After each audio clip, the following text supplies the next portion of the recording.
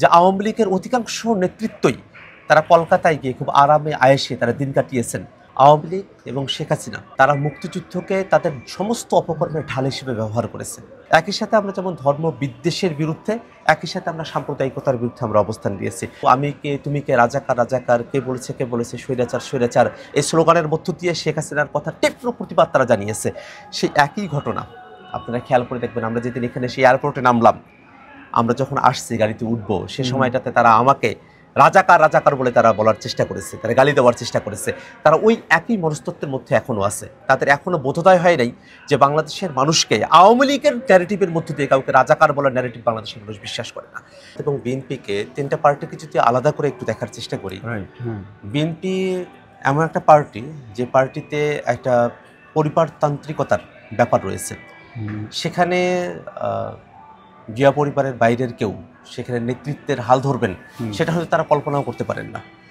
অপরদিকে আমরা যদি জামাতের দিকে তাকাই, জামাত একটা ডানপন্থী চিন্তার জায়গা থেকে তাদের একটা রাষ্ট্রকল্প রয়েছে আলাদা ধরনের, যেটাকে আমরা এখনও বাংলাদেশের জন্য খুব উপযোগী বলে মনে করি না।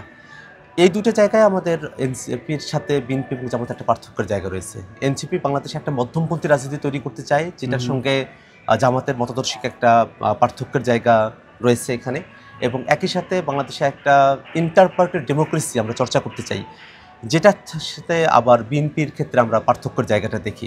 মোটা দাগে বাংলাদেশের মানুষেরা দীর্ঘ সময় ধরে বাংলাদেশে ক্রিয়াশীল যে রাজনৈতিক দলগুলো আছে তাদেরকে দেখেছে, তারা রাষ্ট্র ক্ষমতা পরিচালনা করেছেন, নানা ধরনের অসঙ্গতি মানুষের চোখে ধরা পড়েছে। মানুষেরা সেই জায়গাগুলোতে আর ফিরতে চান না। মানুষেরা পেশি শক্তি নির্ভর যে রাজনীতি, তার বাইরে গিয়ে পলিসি নির্ভর একটা রাজনীতির দিকে মানুষের ঝোঁক তৈরি হয়েছে। এখানে জবাবদিহিতা থাকবে, এখানে ক্ষমতার ভারসাম্য থাকবে, সেখানে পলিসি নিয়ে কথা হবে এবং কারা কতটা ভালো পলিসি সাজেশন এবং ইমপ্লিমেন্টেশনের দিকে যেতে পারবেন, সেই রাজনীতিটাকে বাংলাদেশের মানুষ খুঁজে পেতে চায় এবং সেই রাজনীতিটাই বাংলাদেশে এনসিপি শুরু করেছে বলেই আমার মনে হয়।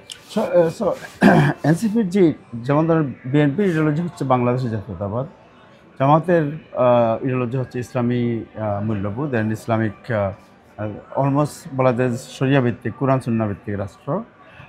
এনসিপির ইডিওলজি কোনটা? এনসিপি একটা মধ্যমপন্থী রাজনীতির চর্চা করতে চায়। বাংলাদেশে ডানপন্থী এবং বামপন্থী রাজনীতির যে বাইনারি, তার বাইরে এসে আমরা সকলকে ধারণ করে একটা রাজনীতি করতে চাই।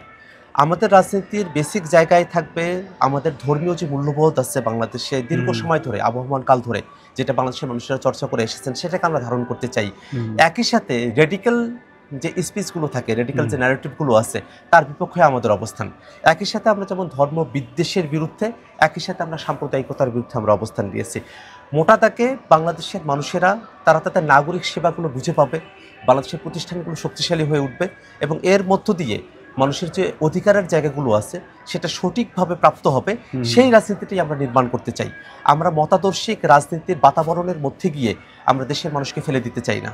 নাগরিক হিসেবে প্রত্যেকের মর্যাদা, নাগরিক হিসেবে প্রত্যেকের অধিকার, নাগরিক সেবার যে জায়গাগুলো আছে সেটাকে নিয়েই যেন রাজনীতি আবর্তিত হয়, সেই রাজনীতিটা আমরা বাংলাদেশে প্রেজেন্ট করতে চাই। ওকে, সো একটা প্রশ্ন আছে যে বাংলাদেশে গত স্বাধীনতার পর থেকে 1971 থেকে এ পর্যন্ত আমরা যে বিষয়টি দেখেছি যে পলিটিক্সের মধ্যে মারাত্মক যেটা আপনার ছাত্র সমাজের যে আন্দোলন ছিল টেকিংয়ের বিরুদ্ধে, যে আপনার সাথে আমার মতের মিল না হলেই আপনি স্বাধীনতা বিরোধী, না হয় রাজাকার, না হয় আপনি এই, না হয় সেই, যেটা ছিল শেখ হাসিনার ডক্ট্রিন, যে you are with me or you are স্বাধীনতা বিরোধী, দ্যাট ওয়াজ হার ডক্ট্রিন। এই ডক্ট্রিন থেকে বেরিয়ে এসে একটা সহাবস্থানের রাজনীতি বাংলাদেশে চালু হবে। গণতান্ত্রিক একটা পরিবেশে আপনি আপনার মত প্রকাশ করবেন, অন্য যারা আছে তারা তাদের মত প্রকাশ করবে, জনগণ ডিসাইড করবে হু ইজ দ্য বেস্ট।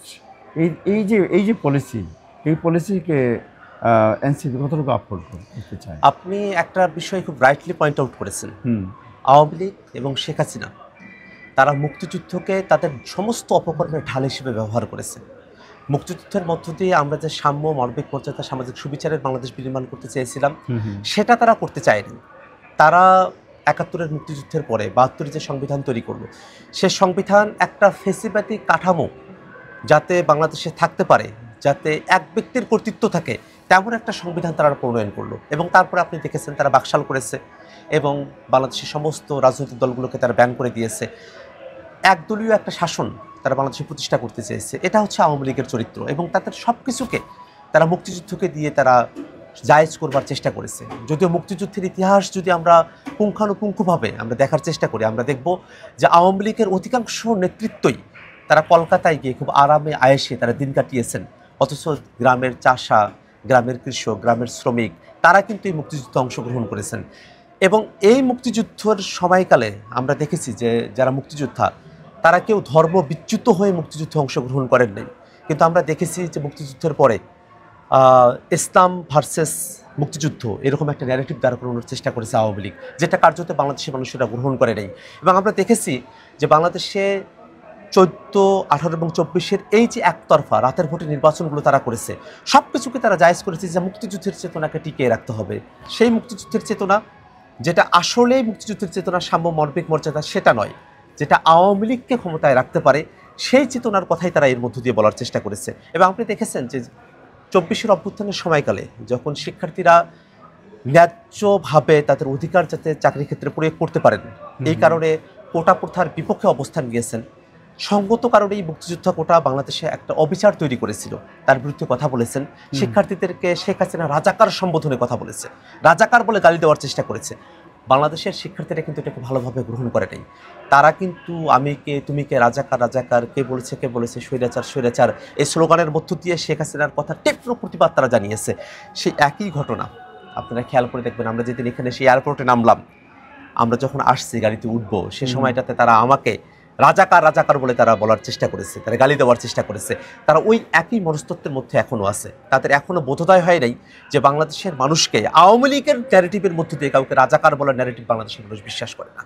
বাংলাদেশের মানুষ যারা বাংলাদেশে স্বাধীনতার বিপক্ষে যারা অবস্থান নিয়েছেন, যারা বাংলাদেশে গণহত্যা চালিয়েছেন, তাদের বিরুদ্ধে বাংলাদেশের মানুষের যেমন ঘৃণা রয়েছে, একই সাথে সেই ঘৃণাকে উপজীব্য করে আওয়ামী লীগ তাদের সমস্ত ন্যাক্কারজনক কর্মকাণ্ডকে জায়েজ করে নিবে, তার বিপক্ষে বাংলাদেশের মানুষের অবস্থান রয়েছে। আমরা মনে করি স্বাধীনতার পরে আমরা দীর্ঘ সময় অতিক্রান্ত করে এসেছি, আমাদের এখন সময় এসেছে বাংলাদেশটাকে নতুন করে গড়বার। সেই গড়বার জায়গাটাতে ফেসিবাদ বিরোধী যতগুলো পক্ষ রয়েছে তারা সকলে যেন একই সাথে বাংলাদেশের উপনিবেশ বিরোধী যে অবস্থান, যার মধ্য দিয়ে আমরা পাকিস্তান আন্দোলন করে আমরা নতুন রাষ্ট্রের দিকে অগ্রসর হয়েছিলাম, আমরা মুক্তিযুদ্ধের মধ্য দিয়ে নতুন বাংলাদেশের স্বপ্ন দেখেছিলাম, 24-এর অভ্যুত্থানের মধ্য দিয়ে যে স্বপ্নকে আমরা শক্ত এবং পোক্তভাবে পাওয়ার চেষ্টা করেছি, সেই বিষয়গুলোকে ধারণ করে বাংলাদেশের রাজনীতি পরিচালিত হবে, এটাই আমাদের আশা।